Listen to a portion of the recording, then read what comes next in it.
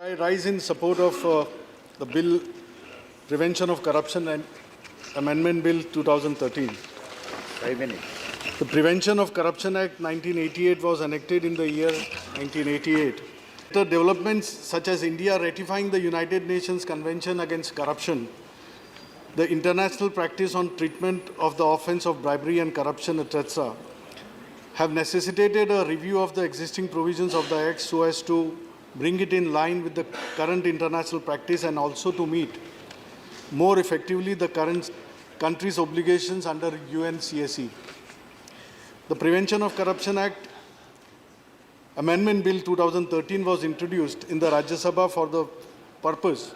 On 19th August 2013, the department-related Parliamentary Standing Committee submitted its report on the bill to the Rajya Sabha on 6th February 2014, but the bill could not be taken in Rajya Sabha. As the bill contemplates an important paradigm shift in the defining offences relating to bribery, slated year being enhanced from minimum 6 months to 3 years and from maximum 5 years to 7 years. The 7-year imprisonment brings corruption to the heinous crime category. To contain gain of benefits from profits of corruption, the powers of attachment are proposed to be conferred upon the trial court, that is special judge, instead of the district court. Expanding the ambit of provision for containing inducement of public servant from individuals to commercial entities is also being added to contain supply side of corruption.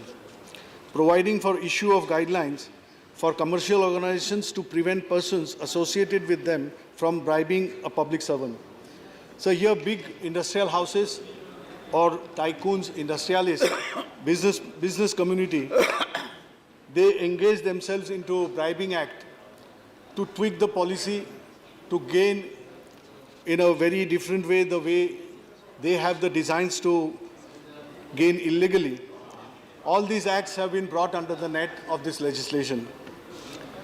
The average trial period also under the Prevention of Corruption Act in the last 4 years has been above 8 years. It is proposed to ensure that speedy trial by providing a trial completion within 2 years. This will, I think, deter the people who have malintention to go about it. In these amendments, people of India cannot forget what has happened in the yesteryears by way of mega scams. At the same time, the latest bank scams which we have been witnessing, how the NPA bad loans have come up, it has really shaken the faith of the people, and I think this kind of legislation will bring things on good state and it will be proven good for the economy.